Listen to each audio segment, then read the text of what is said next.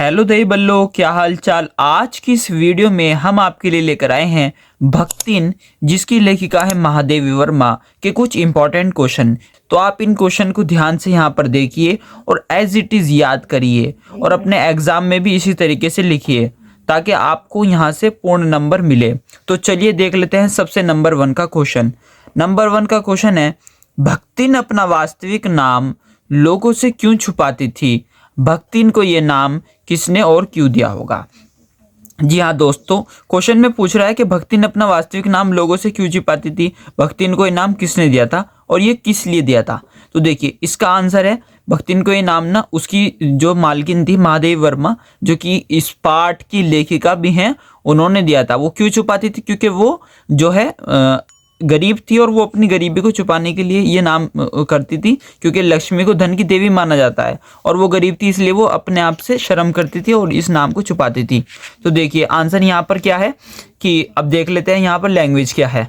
भक्तिन का असली नाम लक्ष्मी था। देखिए क्वेश्चन घुमा के पूछा जा सकता है, इसलिए भक्तिन का असली नाम जरूर याद रखना है। भक्तिन का असली नाम लक्ष्मी था। लक्ष्मी को धन की देवी माना जाता है। भक्तिन सोचती थी कि अगर लोगों को उसका असली नाम पता चल जाएगा तो वे उसकी मजाक बनाएंगे, यानी कि उसका उपहास उड़ाएंगे। भक्तिन को ये नाम लेखिका, देखिए वही वाली बात आ गई, भक्तिन को ये नाम लेखिका महादेवी वर्मा ने उसकी वेशभूषा और गले में तुलसी की माला को देखकर दिया था। भक्तिन नहीं चाहती थी कि उसे लक्ष्मी नाम से बुलाए, क्योंकि वो अपने गले में क्योंकि भक्तिन धार्मिक एक महिला थी, इसलिए वो अपने गले में जो है एक माला पहन कर रखती थी और गजरा सजा कर रखती थी। ये क्वेश्चन यहाँ पर बहुत बार पूछा गया है, इसलिए आपको इसे अच्छे से तैयार करना है। क्वेश्चन नंबर 2 यहाँ पर हम देख लेते हैं। भक्तिन द्वारा शास्त्र के प्रश्न को सुविधा से लेने का क्या उदाहरण लेखिका ने दिया है?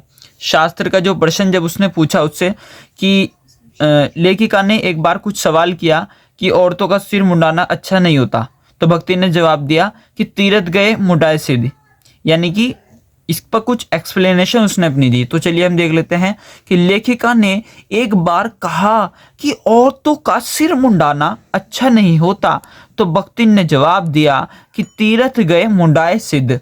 यह सुनकर लेखिका चुप हो गई, यानी कि जब तीर्थ स्थल पे जाते हैं तो अपना सिर मुंडवा लेते हैं, क्योंकि वे जानती थी कि भक्तिन से जीतना संभव नहीं है, अर्थात आसान नहीं है।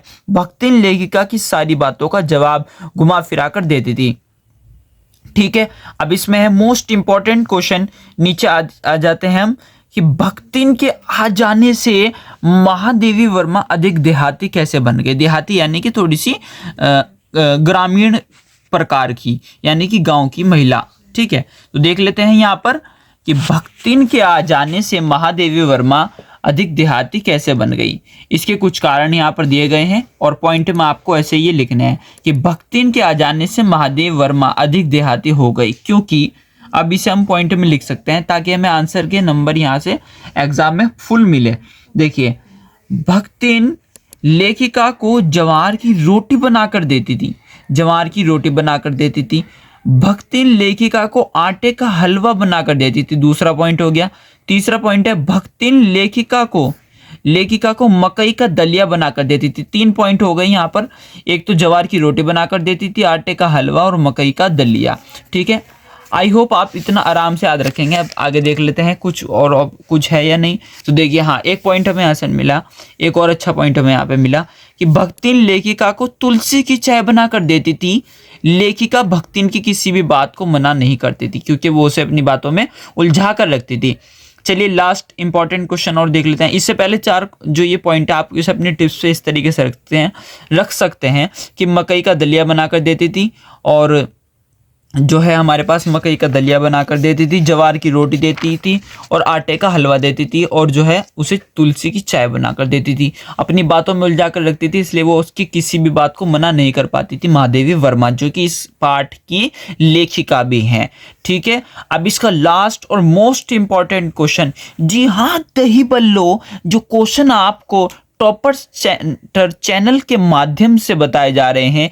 एक भी क्वेश्चन इससे बाहर आपके 23 फरवरी को नहीं आने वाला है। तो इस वीडियो को अच्छे से देखिए और इन क्वेश्चन आंसर को नोट करिए और रिवाइज करिए और एज इट इज अपने एग्जाम में जाकर लिखिए, ताकि आपका एक नंबर भी यहाँ से ना कटने पाए। तो चलिए आगे देख लेते हैं।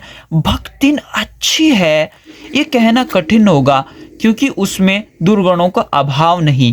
लेखिका ने ऐसा क्यों कहा होगा? दुर्गुण यानी कि बुराइयां। भक्तिन अच्छी है ऐसा कहना कठिन होगा क्योंकि वो कुछ दुर्गुण, उसके अंदर कुछ बुराइयां थी। लेखिका ने ऐसा क्यों कहा होगा?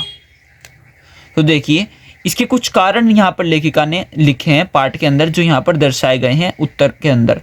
लेखिका ने ऐसा निम्नलिखित कारणों से कहा क्योंकि हर वे जो काम होता था वो अपनी सुविधा अनुसार करना चाहती थी, जो भक्तिन होती थी, और वो अपनी बात को गलत को सही ठहराने के लिए कुछ अलग तर्क निकालती थी और कुछ जगह पड़े हुए पैसे वो चुपचाप उठाकर रख लेती थी, लेकिन वो उसको बाद में दे दिया करती थी महादेव वर्मा को जब उसे आवश्यकता होती थी। तो देख लेते हैं यहाँ पर वही चीज़ लिखी हुई है कि भक्तिन लेखिका की सुविधा को नहीं देखती थी, हर काम को वह सुविधा अनुसार करती थी, यानी कि अपनी सुविधा के अनुसार करती थी।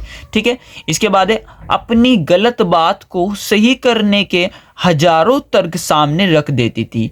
यानी कि भक्तिन जो थी वो अपनी बात को बड़ा रखने के लिए, अपनी बात को बड़ा करने के लिए हजारों तर्क यानी कि एक पे एक झूठ बोलती चली जाती थी। तो दही बल्लो ये 4 क्वेश्चन टॉपर्स सेंटर चैनल के माध्यम से हमने आपको बताए।